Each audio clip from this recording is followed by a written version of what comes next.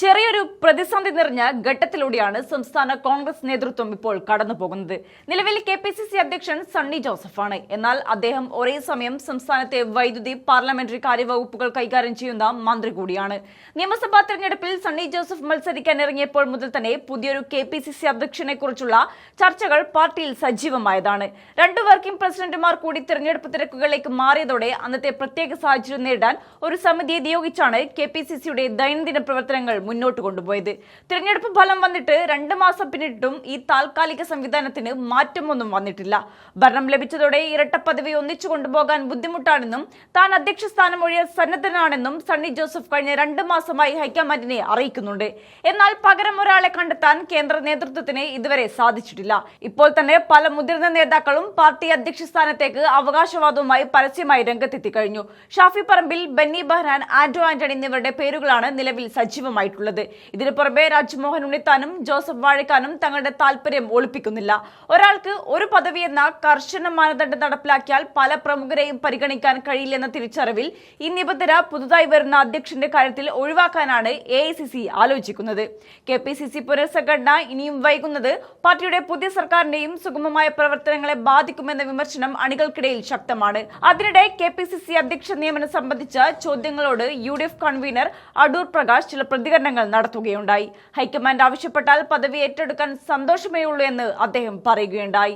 ആ വീഡിയോ ഒന്ന് കണ്ടു നോക്കാം. KPCC പ്രസിഡന്റിനെ സംബന്ധിച്ച് ചർച്ചകൾ ആരംഭിച്ചിട്ടുണ്ട് എന്ന് പറഞ്ഞു. ദീപദാസ് മുൻഷി വന്നിട്ടുണ്ട്. മുതിർന്ന നേതാക്കളും ആശയവിനിമയം ആരംഭിച്ചു എന്നാണ് പറഞ്ഞത്. അല്ല, അത്തരം കാര്യങ്ങളെക്കുറിച്ചൊന്നും എന്നെ സംബന്ധിച്ചിടത്തോളം എനിക്ക് യാതൊരു അറിവുമില്ല. അങ്ങനൊരു ചർച്ച ഇതുവരെയും നടന്നിട്ടില്ല. ആ ചർച്ച എന്തെങ്കിലും നടന്നിട്ടുണ്ടെങ്കിൽ നിങ്ങളെ കൂടി അറിയിക്കാം. ഞങ്ങൾക്ക് സന്തോഷം മാത്രമാണുള്ളത്.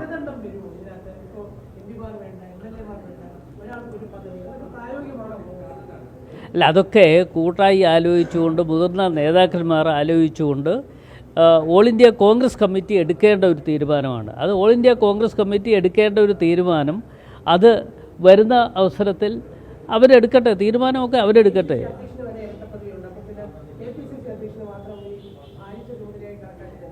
അല്ല, അത്തരം കാര്യങ്ങളെക്കുറിച്ച് ഇപ്പം ചർച്ച ചെയ്യാൻ പറ്റുന്ന ഒരു സമയമല്ല. അതൊക്കെ പിന്നീട് നമുക്ക് ചർച്ച ചെയ്യാം.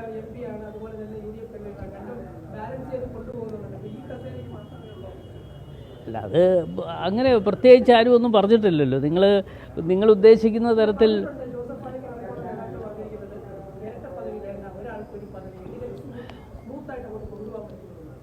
അല്ല, അത്തരം കാര്യങ്ങളൊക്കെ നമുക്ക് കൂട്ടായി ആലോചിച്ചുകൊണ്ട് ഓൾ ഇന്ത്യ കോൺഗ്രസ് കമ്മിറ്റി എന്ന് പറയുന്ന ഒരു ഘടകമുണ്ടല്ലോ.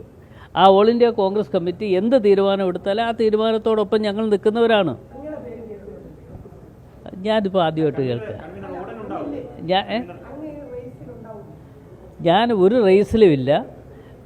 പിന്നെ എന്നെ പരിഗണിക്കുന്നു എങ്കിൽ 100% അതിനകത്ത് സന്തോഷം മാത്രമാണുള്ളത്. അത് പരിഗണിക്കേണ്ട സമയത്ത് പരിഗണിച്ചില്ല എന്നുള്ളത് മറ്റൊരു കാര്യമാണ്. എങ്കിലും അതിനവസരം കിട്ടിയാൽ തീർച്ചയായിട്ടും അത്തരം കാര്യങ്ങൾ ഉത്തരവാദിത്വ ബോധത്തോടു കൂടി നിറവേറ്റുന്നതാണ്.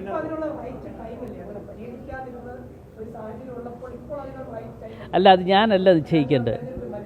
അത് ഞാനല്ല നിശ്ചയിക്കേണ്ടത്. ആ തീരുമാനങ്ങളൊക്കെ പിന്നീട് വരും. അധ്യക്ഷ പദവി പരിഗണിക്കപ്പെടുന്ന ഏറ്റവും യോഗ്യനായ സീനിയറായിട്ടുള്ള നേതാവാണ്. അത് പരിഗണിച്ചാൽ ആ ചുമതല സ്വാഭാവികമായി ഏറ്റെടുക്കില്ല എന്നുള്ളത്. അല്ല, ഞാനത് പറഞ്ഞല്ലോ. ഏൽപ്പിക്കുന്ന കാര്യങ്ങൾ ഉത്തരവാദിത്വ ബോധത്തോടു കൂടി നിറവേറ്റുവാൻ 100% ഞാൻ കടമപ്പെട്ടവനാണ്, ഉത്തരവാദിത്വപ്പെട്ടവനാണ്. ഏതായാലും വലിയ കാലതാമസമില്ലാതെ അത്തരം കാര്യങ്ങൾക്ക് തീരുമാനമുണ്ടാകും എന്ന് തന്നെയാണ് പ്രതീക്ഷിക്കുന്നത്. ഈ നയപരമായ കാര്യങ്ങളിൽ ഈ ചർച്ച വലിയ വിവാദം വരുമ്പോൾ ഉടൻ ഉണ്ടാവേണ്ടല്ലോ ഒരു അധ്യക്ഷന്റെ പദവിയിലേക്ക്. ഇപ്പോൾ മന്ത്രിപദത്തിലേക്ക് പോയി അദ്ദേഹം തന്നെ പറഞ്ഞു ഉടൻ തന്നെ തീരുമാനിക്കേണ്ട താൻ ഒഴിയാൻ സന്നദ്ധനാണ്. എന്നിട്ട് എന്താണ് ഈ തടസ്സം എന്നുള്ളത്? അല്ല, ആ തടസ്സങ്ങൾ ഇതൊക്കെ സംഘടനാപരമായിട്ടുള്ള ചില കാര്യങ്ങളാണ്. സംഘടനാപരമായിട്ടുള്ള ചില കാര്യങ്ങൾ തീരുമാനം എടുക്കുന്നതിന് ഞങ്ങൾക്ക് അല്പസ്വല്പം സമയം വേണം.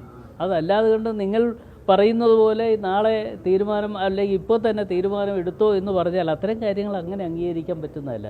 ഞങ്ങൾക്ക് പല ഘടകങ്ങളും നോക്കാനുണ്ട്. ആ ഘടകങ്ങൾ നോക്കിക്കൊണ്ട് തീർച്ചയായും ഓൾ ഇന്ത്യ കോൺഗ്രസ് കമ്മിറ്റി എടുക്കുന്ന തീരുമാനത്തിന് അനുസൃതമായി ഞങ്ങൾ മുമ്പോട്ട് പോകും. യോഗ്യതയിൽ ഇത്തരം മാനദണ്ഡങ്ങൾ വയ്ക്കുന്നത് ശരിയാണ്. കാരണം പ്രധാനപ്പെട്ട ആളുകൾ ചിലപ്പോൾ നേരത്തെ തന്നെ തെരഞ്ഞെടുപ്പ് വിജയിച്ച് പോയിട്ടുണ്ടായിരിക്കാം, മറ്റ് പദവികൾ വഹിക്കുന്നുണ്ടായിരിക്കാം. പക്ഷേ KPCC അധ്യക്ഷൻ പോലത്തെ പദവിയിൽ ഈ മാനദണ്ഡങ്ങൾ വേണമോ എന്നുള്ളൊരു ചർച്ച നടക്കുന്നുണ്ട്. അതുകൊണ്ടാണ് അല്ല, അത്തരം കാര്യങ്ങളൊന്നും എൻ്റെ ശ്രദ്ധയിൽ വന്നിട്ടില്ല. അത്തരം കാര്യങ്ങളൊക്കെ വരട്ടെ, അന്നേരം നമുക്ക് നോക്കാം.